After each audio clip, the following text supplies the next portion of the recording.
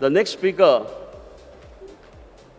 is a wonderful person whom we have been seeing in the newspapers, in the news, amongst the headlines. The genesis of Indo-Pak conflict can be traced to the year 1947.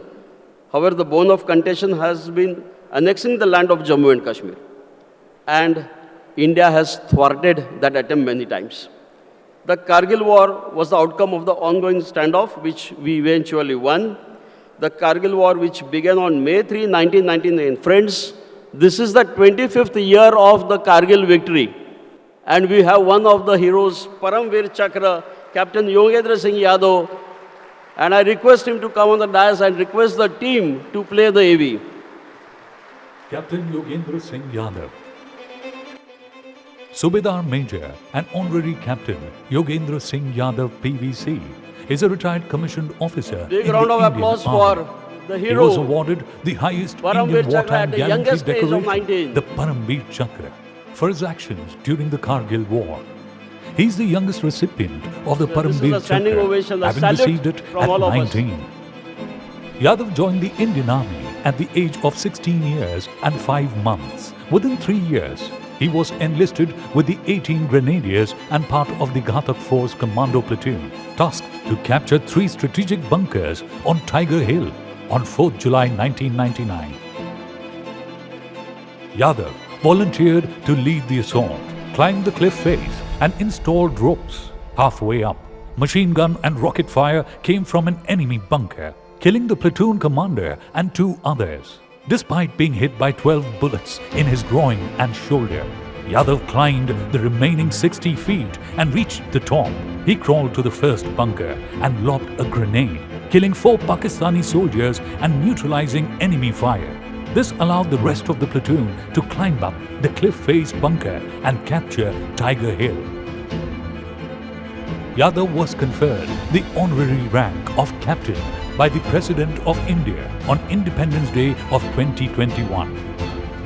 He retired from the army on 31st December 2021 in the honorary captain rank. Captain Yogendra Singh Yadav.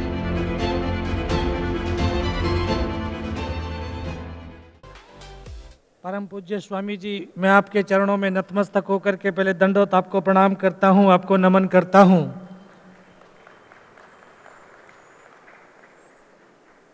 और मैं नमन करता हूं district governor मिलन कुलकर्णी जी, Mrs Kulkarni जी और तमाम भूतपूर्व district governors, district president और तमाम Rotarians, आप सबको मैं नमन करता हूं, प्रणाम करता हूं, आपको जय हिंद कहता हूं। जय हिंद। ये भारत मां के बेटे और बेटियों की आवाज नहीं है, और सच में भारत मां ने तो बेटे और बेटियां पैदा ही नहीं किया। भारत मां ने तो सिंगनिया और शेर पैदा किए हैं, और जब सिंगनिया और शेर दहाड़ते हैं तो 100-100 किलोमीटर दूर खड़ा हुआ दुश्मन भी थर्राता है। तो जय हिंद, जय हिंद। यूं ही आपका जोश निरंतर जीवन पर्यंत बना रहे, और इसी जोश के साथ हम अपने जीवन की उड़ान, कर्मों की उड़ान, अपनी चेतना की उड़ान निरंतर अपने उस पथ की तरफ बढ़ते रहें जिस पथ की तरफ हमने एक सपना देखा है। एक सपनों की उड़ान को भरते रहें। ये उड़ान, जैसे स्वामी जी ने कहा, और ये बहुत सच बात है कि जितने हम पढ़े लिखे हैं, जितने भी पढ़े लिखे हैं, शायद हम पढ़े लिखे डिग्रियों से हैं, और वो डिग्री वाले ही सबसे ज़्यादा सुसाइड करते हैं। स्वामी जी, मैं भी आप ही की तरह कुछ दिनों से, लगभग 25 साल हो गए हैं, पूरे देश के अंदर भ्रमण कर रहा हूँ, और ऊंचे जो बड़े से बड़े शिक्षण संस्थान हैं उनमें जाता हूँ। एहसास होता है कोई आईएएस है, कोई पीसीएस है, कोई IIT है, और वहां पता चलता है कि उसने सुसाइड किया। एक आम आदमी उन पढ़े लिखे व्यक्तित्व को देखता है तो उसका लगता है कि यार उसका तो जब पढ़ा लिखा है तो उसकी ब्रॉड थिंकिंग होगी, उसके विचार इतने विस्तृत होंगे, उसमें इतनी बड़ी समझ होगी, उसमें पूरे जीवन को सामंजस्य करने की क्षमता होगी। लेकिन थोड़ी सी भी प्रॉब्लम आने के बाद वो अपने जीवन की सामंजस्य को नहीं बिठा पाता है और उसमें इतना उस मकड़ी के जाल की तरफ फंस जाता है, फिर उसमें से निकल ही नहीं पाता। शायद उसमें वो क्षमता नहीं है, वो शक्ति नहीं है, वो ताकत नहीं है, वो आत्मबल नहीं है कि उस मकड़ी के जाल को काट करके बाहर निकल सके। तो ये जो सब कुछ आएगा, ये ताकत जो आएगी, ये ताकत हमें अपने संस्कार और शिक्षा से आएगी।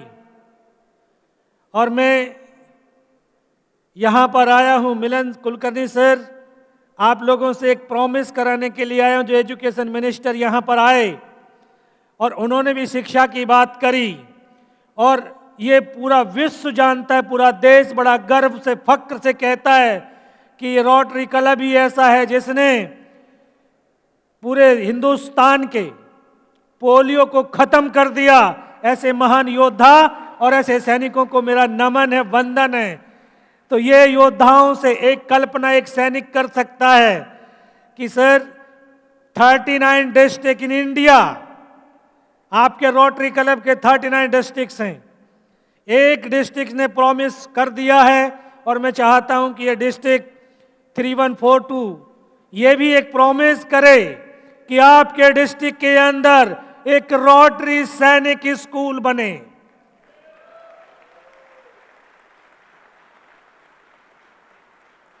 और इससे बहुत बड़ी चीज होगी, क्योंकि सैनिक परंपराओं से अगर हम शिक्षा का बच्चों के अंदर एक प्रवेश करेंगे, उस शिक्षा के रास्ते से वो बढ़ेंगे, सैनिकों के उस परिवेश से वो बच्चे जाएंगे, तो शायद उनके अंदर वो क्षमता, वो सक्षमता होगी कि वो भविष्य में लड़ने में समर्थ हो सकते हैं।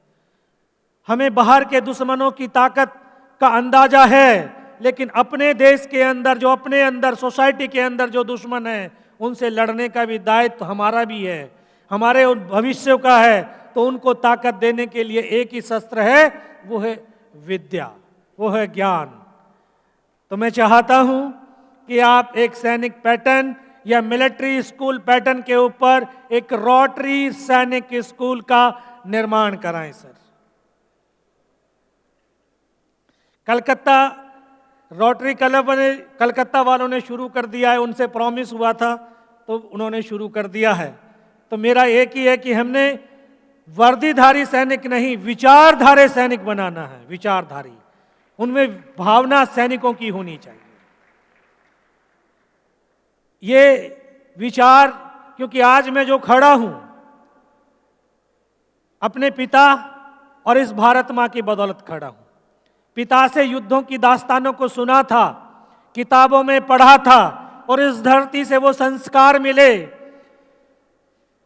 कि मात्र 16 साल 5 महीने की अवस्था, और मैं फौज में भर्ती होकर के गया। स्वामी जी जिस तरह से कह रहे ये सच है, बाहर की कोई दिक्कत नहीं है, दिक्कत हमारी है।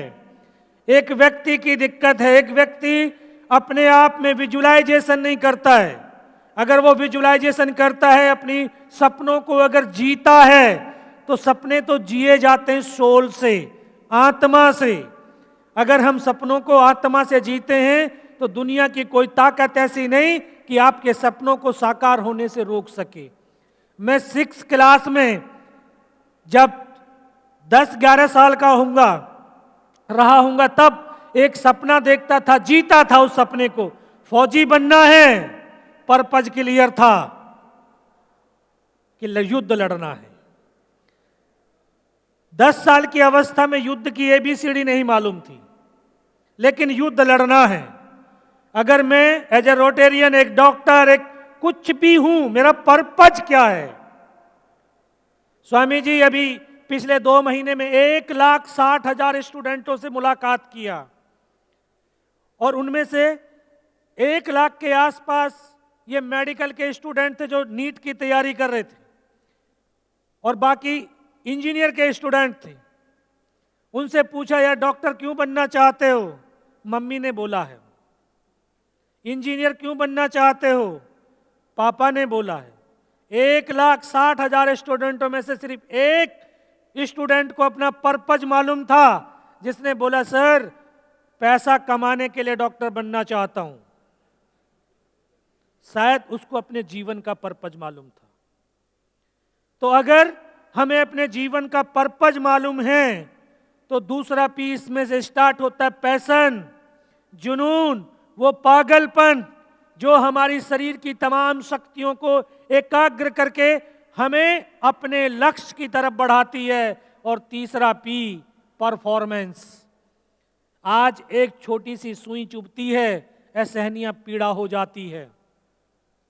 उस समय इस तमाम शरीर की शक्तियां और उस पागलपन, उस पैशन में शरीर के अंदर से गोलियां पार हो रही हैं, लेकिन उस दर्द को सह पा रहा हूं तो उस पैशन की बदौलत सह पा रहा था।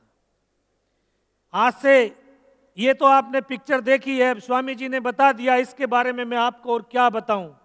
ये पिक्चर बहुत सारे हर वर्ग के लोगों को एक नई शिक्षा, प्रेरणा और ये बताती है, दर्शाती है, कहती है, समझाती है कि जब व्यक्ति समस्या, बाधाओं, चुनौतियों से घिर जाए, मन हताश और निराश हो और मन हथियार डालने पर विवश हो जाए, तो अपने जीवन की डोर अपने जीवन के सारथी को सौंप देनी चाहिए।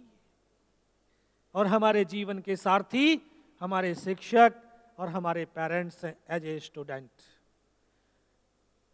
अगर हम उस जीवन की डोर को सौंपते हैं तो तमाम चुनौतियों से पार करते वो हमारे जो सारथी हैं हमें अपने लक्ष्य तक पहुंचा देंगे।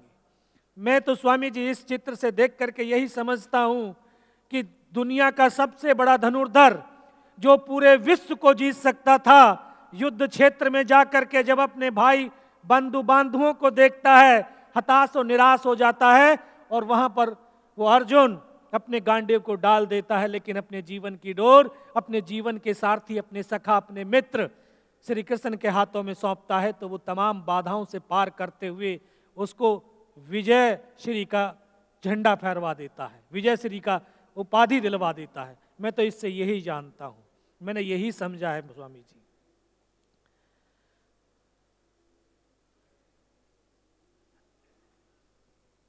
ये जिस चीज की बात कर रहे हैं 24 साल हो गए सर, 24 साल।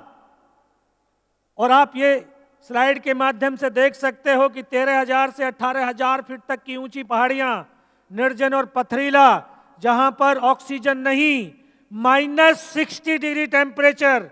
कल्पना कीजिए महाराष्ट्र का टेम्परेचर मिनिमम 15 डिग्री जाता होगा तो आपको कंपन हो जाती है, लेकिन -60 जहां पर आपके खून नहीं बल्कि हड्डियां भी जम जाती हैं, वहां पर आपके प्रदेश का, आपके डिस्ट्रिक्ट का, आपके देश का कोई बेटा और बेटी आज भी उस सीमा पर खड़े होकर के उस इन्वायरमेंट में वो अपने ड्यूटी का पालन कर रहा है, अपने कर्तव्य का निर्वाह कर रहा है। वो इसलिए कि ताकि इस देश के युवा, इस देश के नागरिक अपने क्षेत्रों में अपने कार्य का निर्वाह करते हुए अपने कैरियर को बना करके इस देश को आंतरिक रूप से सशक्त और समृद्ध बना सकें।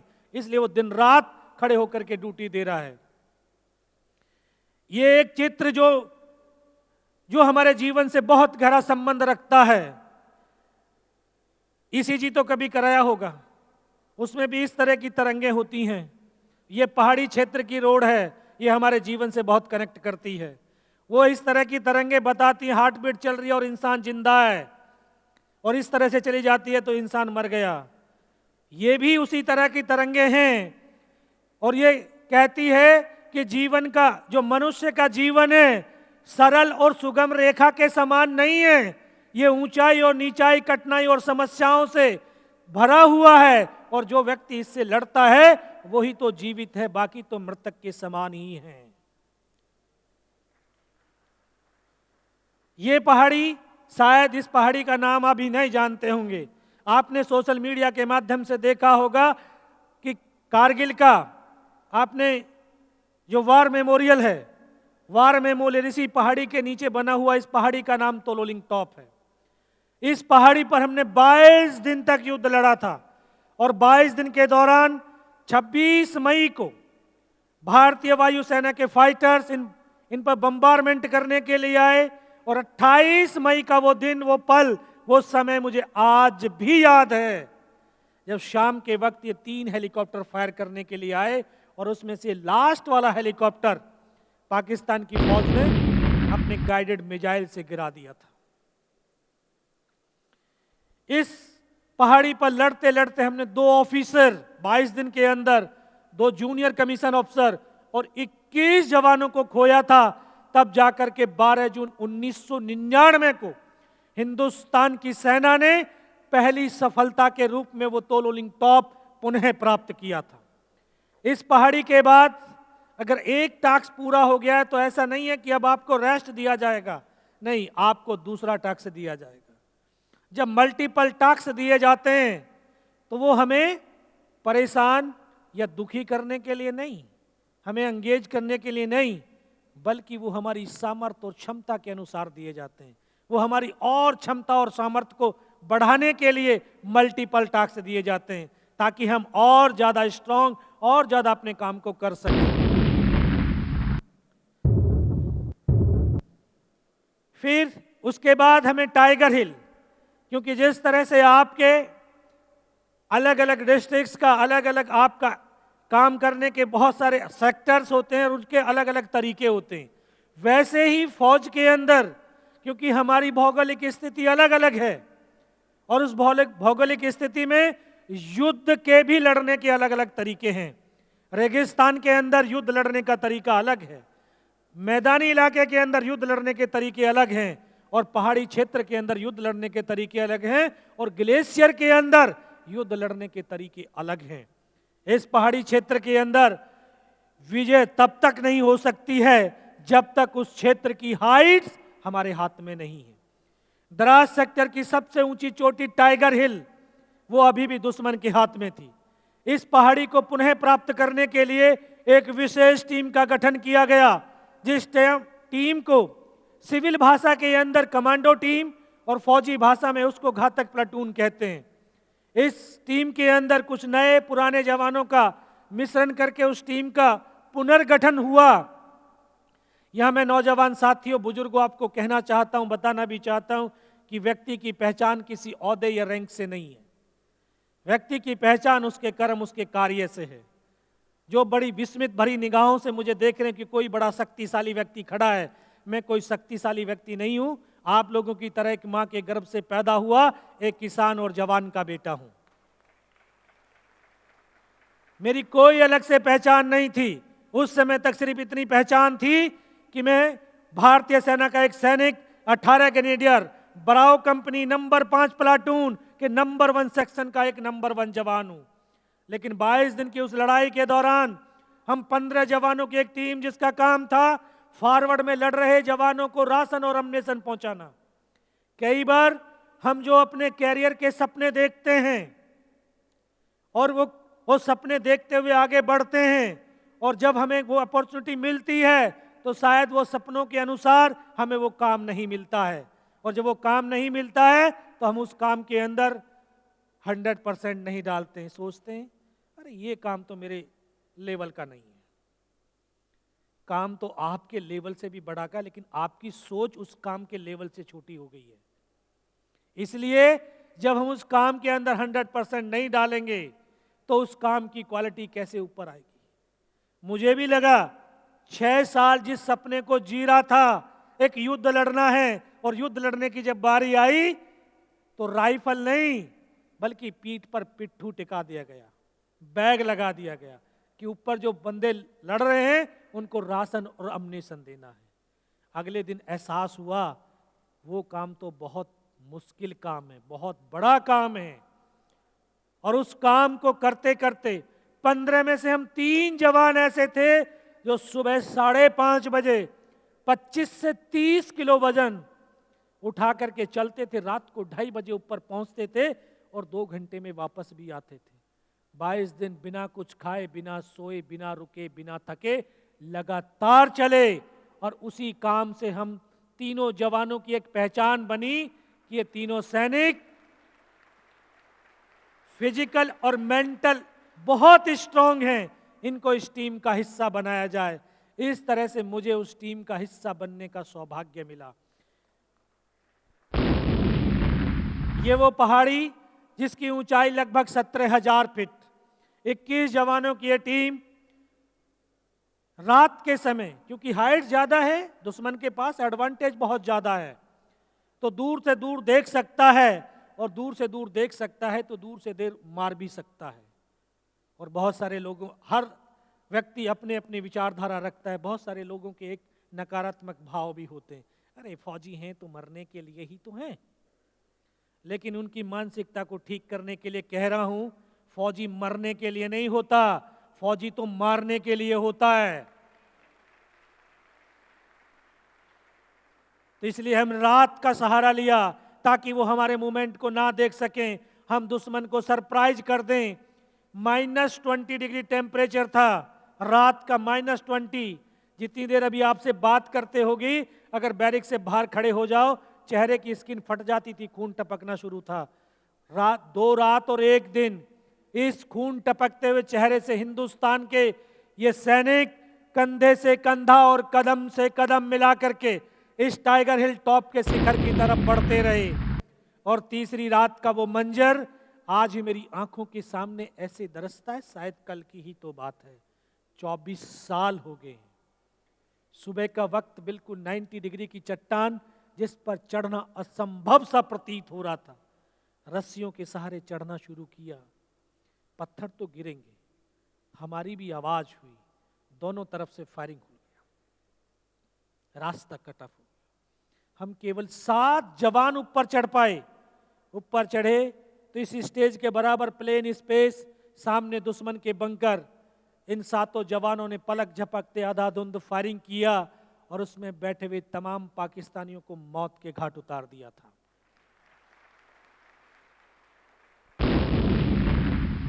ये टाइगर हिल टॉप मात्र टॉप 50-60 मीटर रहा होगा। टॉप पर तो उनकी एक कंपनी का डिप्लॉयमेंट, एक कंपनी की स्ट्रेंथ 150, 150 और हम केवल 7।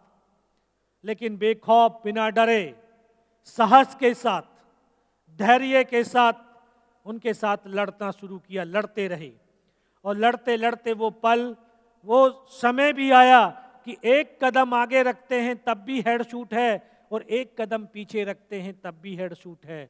मरना सुनिश्चित हो गया था। लेकिन मैं नमन करता हूं इस देश की माओं को जो अपने बेटे और बेटियों को संस्कार स्वरूप कहती हैं कि सीने का दूध पिलाया है, सीने पर गोली खाना, कभी पीठ पर गोली मत खाना। आज ये हिंदुस्तान के बेटे और बेटियां अपने मां के वक्तव्य को सार्थक करने के लिए सीमा पर खड़े होकर के सीने पर गोलियां खाते हैं। मेरे नौजवान साथियों, कभी फ्यूचर में, कभी भविष्य में किसी सैनिक का पार्थिव शरीर देखने का सौभाग्य मिले तो उसके कफन तिरंगे को हटा करके देखना, उसके सीने पर गोलियों के निशान मिलेंगे, पीठ पर आपको एक भी निशान मिलने वाला नहीं है। और इतने तो समझदार, इतने तो बड़े हो गए थे कि इस धरती पर जो पैदा हुआ है उसकी मृत्यु तो निश्चित है, लेकिन मरना है कायर और बुज़दिल की तरह नहीं, क्योंकि हमारी माओं ने हमें कायर और बुज़दिल पैदा नहीं किया। लड़ना है, मरना है तो लड़ करके मरना है और मार करके मरना है। इस सोच के साथ ऐसे 3 तरफ से पाकिस्तानी के सैनिकों से घिरे हुए थे, चारों तरफ से गोलियों की बौछारें थीं और 5 घंटे तक लगातार लड़ते रहे, फायरिंग करते रहे। और धीरे धीरे वो समय भी आया कि जो आज तक आपने सिर्फ फिल्मों के अंदर देखा होगा कि गर्दनें कटती हैं और धड़ चलते हैं, मैंने उन पलों को देखा भी है और जिया भी है। मुझे वो पल आज भी याद है कि जब मैं भी सर से लेकर के पैर तक लहूलुहान था, नाक से खून की धार बह रही थी, मेरा साथी मुझे फर्स्ट एड करने के लिए अपनी फील्ड पट्टी की पॉलीथीन फाड़ता है, उसका हाथ यहाँ तक जाता है, उसको यहाँ पे गोली लगती है, इधर से पूरा उसका सर निकल करके बाहर होता है। ऐसे उसका हाथ पकड़ता, सर क्या हुआ, लेकिन एक शब्द तक नहीं बोल पाते हैं। ऐसे मेरी बगल में बैठा हुआ मेरा ट्रेनिंग का साथी, मैं उसको बोला अनंतराम सर को तो गोली लगी है, और उसका आखिरी शब्द क्या, और उसको ऐसे सीने में गोलियां लगती हैं, इधर से पूरे फेफड़ों की फुहारें छूटती, मेरी गोद में आकर कैसे लेट जाता। एक साथी आगे बढ़ता है, वहीं पर एक बम गिरता है, वहां से उस बम के टुकड़े से उसकी यहां से गर्दन कट करके जमीन पर गिर जाती है। खून की फुहारें छूटती हुई वो धड़ बिना सर के 2 कदम चलता है और फिर वो भी गिर जाता है। एक साथी और आगे बढ़ा, फिर एक और बम वहां पर गिरता है, उसके दोनों हाथ दोनों पैर कट जाते हैं। इस तरह से एक एक करके मेरे तमाम साथी शहीद हो गए। मैं भी उनकी तरफ से मर चुका था। उनका एक कमांडर था, उसने बोला इनको रिचेक तो करो, इनमें से कोई जिंदा तो नहीं है। पाकिस्तान के जवान हमारे जवानों की बॉडियों में आकर के गोलियां मार कर के ये चेक कर रहे थे कि जिंदा तो नहीं है। जो जवानों के अंदर गोलियां लगती थी, बॉडियों के अंदर बॉडियां ऐसे उछलती थी ऊपर की तरफ। उसने सामने वाले को मारा, उसकी बॉडी उछली, बगल वाले को, मैं भी इस तरह से पड़ा था, उसने फर्स्ट में यहाँ पर गोलियां मारी, फिर पैर में गोलियां मारी। मैं देख रहा हूँ कि यहाँ से धुआं निकल रहा है, और उस गोली की पीड़ा को चुपचाप पड़ा सहता रहा। उनको यकीन हो गया कि इनमें से कोई जिंदा ही नहीं है। फिर उन्होंने अमानवीय क्रूरताओं का तांडव शुरू किया। हमारे जवानों की बॉडियों में बूट की ठोकरें, पत्थर और गालियां देने शुरू कर दी, और ये इतनी देर तक ये मानवीय क्रूरताओं का तांडव चला, बहुत देर तक चला। सब कुछ देखता भी रहा, सहता भी रहा। बहुत देर के बाद फिर उनके कमांडर ने बोला कि नीचे जो हिंदुस्तान का पोस्ट है उसके ऊपर भी हमला कर डालो और इनके हथियार उठा लो। जब ये आवाज मेरे कानों तक पड़ी तब मुझे लगा कि आज तो मेरी पूरी टीम खत्म हो जाएगी। तब ऊपर वाले से सिर्फ एक ही प्रार्थना करी कि मुझे इतने जिंदा रख दे कि मैं अपने साथियों को सूचित कर सकूं, उनकी जिंदगी को बचा सकूं। ये सच है। अगर हम निस्वार्थ भाव और सच्ची श्रद्धा के साथ, सच्चे समर्पण के साथ उस परमात्मा के प्रति हम समर्पित होते हैं तो वो शक्ति तो साक्षात हमारे सामने आ जाती है। ये तो मेरे जीवन का अनुभव था। आपने तो महाभारत भी देखी है कि जब द्रौपदी का चीर हरण हो रहा था, तो जब तक द्रौपदी ने अपने चीर को पकड़ करके रखा तब तक कृष्ण भगवान उसकी हेल्प के लिए नहीं आए थे। जैसे ही उन्होंने अपने चीर को छोड़ करके हाथों से रमण पे किया, पल भर के अंदर कृष्ण भगवान उनके सामने आ गए थे। तो इसी तरह से मेरे भी सामने इसी तरह की वो घटना घटित हुई। वो गोलियां मारते हुए आने लगे, तब एक मन और मस्तिष्क के अंदर विश्वास पैदा किया कि अगर इसने सर और सीने में गोली नहीं मारी, चाहे मेरा हाथ पैर दोनों ही काट करके क्यों ना ले जाएं, मैं उफ तक भी नहीं करूंगा और मैं जिंदा भी रहूंगा। और उसी विश्वास की बदौलत शायद मैं आपके सामने आज खड़ा भी हूं। वो आए, दोबारा से गोलियां मारने लगे, फिर भी बाजू में पैर में गोली मारी। 2 कदम चलने के बाद वो पाकिस्तानी सोल्जर रुका, एकदम से पीछे मुड़ा। शायद उसको लगा होगा कि इनमें से ये जिंदा है। उसने मुड़ करके राइफल ऐसे सीने की तरफ करी, तब मुझे भी लगा शायद अब नहीं बचूंगा। लेकिन कहते हैं जाको राखे साइयां मार सके ना कोई, और इस देश को भारत माँ बोलते हैं। सच में ये माँ है, कोई कंकर और मिट्टी की जमीन नहीं है। माँ भारती अपने बेटों की वीरता, शौर्य, पराक्रम, बलिदान को कभी दफन होने ही नहीं देती। किसी न किसी एक को जरूर माध्यम चुनती है। शायद इस माँ भारती ने मुझे वो माध्यम चुन लिया होगा कि इसके बेटों ने जो शौर्य, वीरता दिखाते, जो बलिदान दिया है, उसको मैं दुनिया तक पहुंचा सकूं। तभी तो जब उसने गोली चलाई तो यहां पर पर्स रखा था, पूरी पैंट फट गई थी पहाड़ियों पे चलते चलते। तो पर्स में 5-5 रुपए के सिक्के भी थे। शायद इस मां भारती ने, उस परमात्मा ने वो सिक्कों को इकट्ठा कर दिया होगा, और जब गोली चली तो जाकर के सिक्कों से टकराई और रिकोचिट हो गई। उस गोली के धक्के से, पावर से, फोर्स से मुझे खुद आभास हुआ कि मैं तो मर गया हूं। पाकिस्तान का दूसरा जवान आया होगा, उसने आकर के जब हथियार उठा करके जा रहा होगा, उसका पैर मेरे पैर से टकराया, तब मुझे एकदम से चेतना आई तो मन में लगा कि तो मैं तो जिंदा हूं। तब एक अंतर मन से आवाज है कि योगेंद्र अभी तक नहीं मरा तो अब मरेगा भी नहीं। मेरे पास एक हैंड ग्रेनेड था, मैंने अपने ग्रेनेड की पिन निकाल करके उसके ऊपर इस तरह से फेंक दिया। उसके कोट के अंदर हुड लगा हुआ था, हुड के अंदर वो ग्रेनेड गिरा, और जब तक ग्रेनेड को निकाल पाता ग्रेनेड फट गया, उसका यहां से पूरा सर उड़ा और वो हमारे ऊपर आकर के इस तरह से गिर गया। उस धमाके से पाकिस्तान के जवानों में खलबली मची कि इनमें से तो कोई जिंदा है। कुछ बोले जिंदा नहीं, नीचे से रेनफोर्समेंट आ गई है। बस वही एक मौका था, चारों तरफ से गोलियों की बौछारें शुरू हो गईं। मैंने उस पाकिस्तानी जवान की राइफल को उठाने की चेष्टा करी, ये हाथ की हड्डी पूरी निकल करके बाहर थी, ये तो कंधा कंधा हिला। एक हाथ से ऐसे राइफल को उठाया, इस हाथ से पलटा खाया, ऐसे पत्थर से किया और ऐसे फायरिंग किया। 3-4 पाकिस्तानियों को पल भर के अंदर मौत के घाट उतार दिया। फिर इसी हाथ से पलटा खाया, दूसरे पत्थर से, तीसरे पत्थर से, 3-4 जगह से फायरिंग किया। तब उनको पूर्ण विश्वास हो गया कि यहां पर अकेला तो कोई नहीं है। उनके पैर उखड़ गए और वहां से वो भाग खड़े हुए। चलने के लिए विवश था, लाचार था, लेकिन हताश और निराश नहीं था। खिसकता, रेंगता, फायर करता उनके पीछे 4-5 मीटर तक गया। तो 4-5 मीटर जाने के बाद देखता हूं सामने तो उनका लंगर चल रहा है, उनके लिविंग टेंट लगे हुए, उनके वेपन के डिप्लॉयमेंट, और वो सब कुछ छोड़ करके भागते हुए चले जा रहे हैं। बहुत देर वहां पर पड़ा रहा। फिर मन के अंदर फिर पागलपन, फिर मस्तिष्क के अंदर वो थॉट, यार मुझे तो नीचे जाना है योगेंद्र, तुझे नीचे जाना है, अपने साथियों को बचाना है। फिर धीरे धीरे खिसकता खिसकता फिर अपने उन साथियों तक आया जहां पर शहीद हो रखे थे।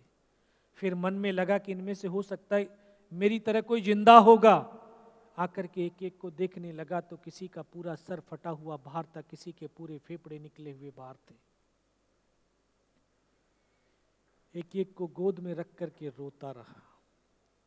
ये 19 साल का लड़का जिसकी 2.5 साल की सर्विस, जिसको ये भी पता नहीं कि हिंदुस्तान किधर है, पाकिस्तान किधर है, मैं जाऊं तो जाऊं कहां। जिधर भी देखता हूं उधर बर्फ और पहाड़ के सिवा कुछ नजर नहीं आता है। छत विछत अवस्था में चारों तरफ डेड बॉडियां ही डेड बॉडियां पड़ी हुई हैं। ऐसी प्रतिकूल परिस्थिति में उन सबको देख करके रोता रहा, विश्वास रखा अपने उस ईश्वर के ऊपर। और सच है कि जब हम कभी जीवन में, ये 3 थेरेपी तो मैंने आजमाई हुई है, शायद आपने भी देखा होगा, रोना, हंसना और नाचना, ये हमें अपने आप से कनेक्ट करती है। और ये अभी स्वामी जी ने बताया कि हम क्या है, हम तो बॉडी तो है नहीं, हम तो एक सोल हैं।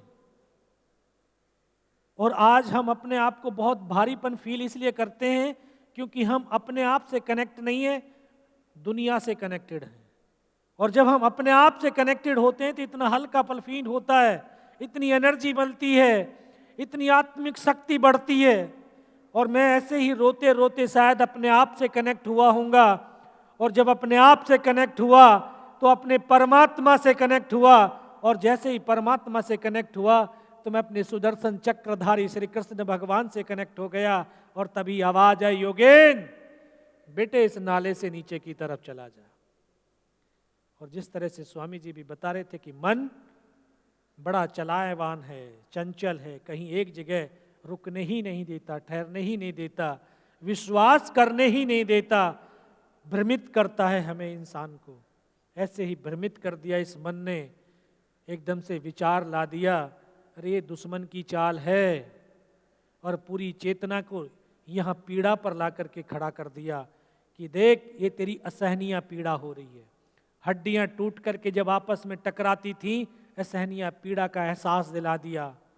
इस हाथ को ऐसे बांधने की चेष्टा करने लगा, बंध नहीं पा रहा था। फिर लगा कि कट गया, तोड़ करके फेंक। ऐसे पकड़ करके झटका मारा, तोड़ने की कोशिश करी, टूटा भी नहीं। फिर इसको ऐसे उठाया, पीछे कमर पे फेंका, बेल्ट में फंसाया। लेकिन ये सच है स्वामी जी कि अगर हम एक बार ईश्वर से कनेक्ट होते हैं तो वो हमें डिस्कनेक्ट तो होने ही नहीं देता है, कभी नहीं होने देता। उनको भी लगा होगा कि शायद इग्नोर किया है। तब दोबारा से आवाज आई, योगेंद्र बेटे इस नाले से नीचे की तरफ चला जा। इस पहाड़ी पर 500 मीटर रोल करते हुए मैं नीचे की तरफ आया और 500 मीटर नीचे आने के बाद अपने साथियों को इन्फॉर्म किया, वहां के घटनाक्रम से अवगत कराया कि किस तरह से हमारे उन वीर योद्धाओं ने अंतिम सांस और लहू की अंतिम बूंद तक इस मां भारती की रक्षा के लिए लड़ते रहे, संघर्ष करते रहे और तनिक भी वो डरे नहीं, घबराए नहीं। और आज लोग कहते हैं, यार आपको परिवार याद नहीं आता है? फौजी का परिवार ये देश पूरा परिवार होता है,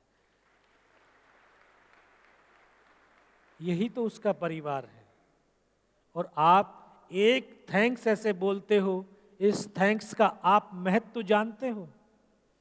आपका एक भारतीयों का थैंक्स उस सैनिक को पल भर में इस राष्ट्र के ऊपर अर्पित और समर्पित करने के लिए विवश कर देता है, क्योंकि वो देखता है कि मेरा राष्ट्र, मेरे राष्ट्रवादी, मेरे राष्ट्र के लोग मुझे कितना सम्मान करते हैं और इस राष्ट्र को बचाने के लिए पल भर में वो अपने प्राणों को न्यौछावर कर देता। आपके थैंक्स की इतनी बड़ी वैल्यू है। अपने कमांडिंग ऑफिसर के पास पहुंचा, इतना ब्लड बह गया था, दिखाई देना बिल्कुल बंद हो गया था।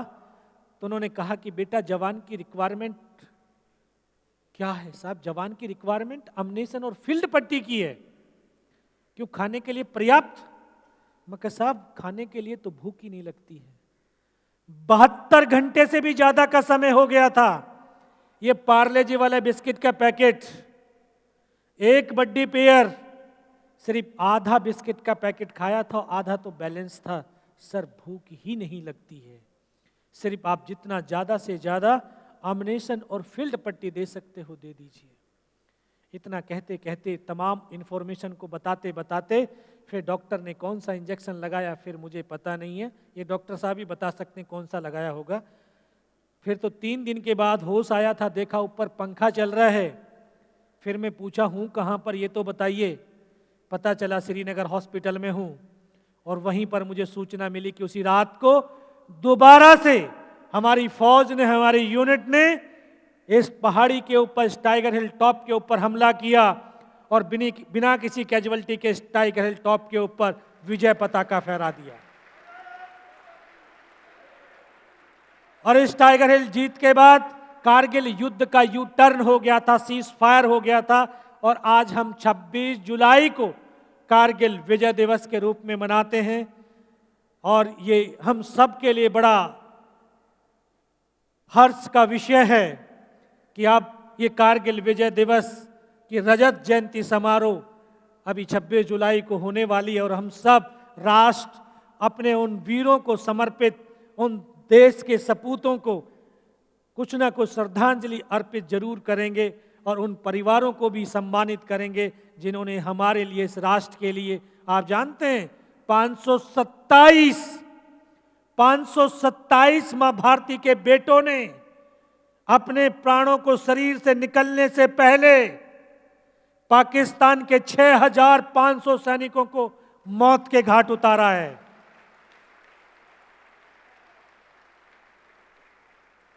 और मुझे फक्र है और ये कहते हुए बड़े गर्व महसूस कर रहा हूं कि ये रोटरी क्लब द्वारा जो एक हमारे विकलांग सैनिक हैं उनके लिए एक दौड़ का आयोजन किया जा रहा है ताकि उनके लिए फंड रेज करके उनको कुछ कृत्रिम ऐसे साधन दें ताकि वो अपने जीवन को आसानी से जी सकें। उनको इस तरह का जो सोच एक रोटेरियन और एक रोटरी वाले ही सोच सकते हैं, क्योंकि बहुत ब्रॉड थिंकिंग है।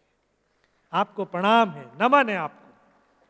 ये तमाम वेपन वहां से रिकवर किए गए हैं।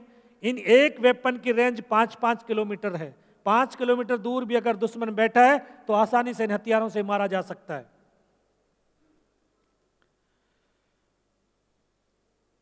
और इस पूरी लड़ाई के दौरान, क्योंकि मैं ग्रेनेडियर रेजिमेंट का हूं, ग्रेनेडियर रेजिमेंट एक ऐसी रेजिमेंट है जो इंडियन आर्मी की सबसे डेकोरेटेड रेजिमेंट है, जिसके पास आज तक किसी के पास में भी नहीं है 3 परमवीर चक्र हैं। 3 परमवीर चक्र, 2 अशोक चक्र, 9 महावीर चक्र, 42 वीर चक्र। और इतना बड़ा, क्योंकि ये किसी कास्ट, क्षेत्र और धर्म के आधार पर नहीं, बल्कि एक वेपन के आधार पर है। अगर मैं पूरे देश की सनातन संस्कृति को देखता हूं तो मैं अपने रेजिमेंट में देखता हूं, क्योंकि यहां देश के हर धर्म, जाति, वर्ण, क्षेत्र के लोग हम इस रेजिमेंट के अंदर हैं। तो ये रेजिमेंट, मैं उस रेजिमेंट का एक सिपाही हूं। ये कहते हुए मुझे बहुत गर्व महसूस होता है, और गर्व महसूस होता है छत्रपति शिवाजी महाराज की इस पावन धरा पर आकर के आप इस धरती को नमन करने में भी गर्व महसूस होता है। तो जिस तरह से आप काम करते हैं तो अवार्ड एंड ऑनर दिए जाते हैं, तो हमें भी अवार्ड एंड ऑनर से बटालियन को battle honour Tololing and Tiger Hill और थिएटर ऑनर कारगिल के सम्मान से सम्मानित किया गया। हमारी बटालियन को 1 परमवीर चक्र, 2 महावीर चक्र, 6 वीर चक्र, 1 युद्ध सेवा मेडल, 16 सेना मेडलों से उस समय अलंकृत किया गया था। और ये वो परमवीर चक्र है। इस परमवीर चक्र के महत्व को जानते हैं? एक मिनीचर मैंने भी लगाया हुआ है। ये भी, इस मेडल को लगाने वाला एक सैनिक भारत के राष्ट्रपति और भारत के तिरंगे को सलूट करता है। पूरा भारत इस मेडल को सलूट करता है। इतना बड़ा महत्व है इसका। आप जानते हैं इसमें जो 4 एक निशान बने हुए हैं, क्या है वो? त्रिशूल। त्रिशूल नहीं है, वज्र का निशान है। और वज्र जानते होगे कि इंद्र का हथियार है।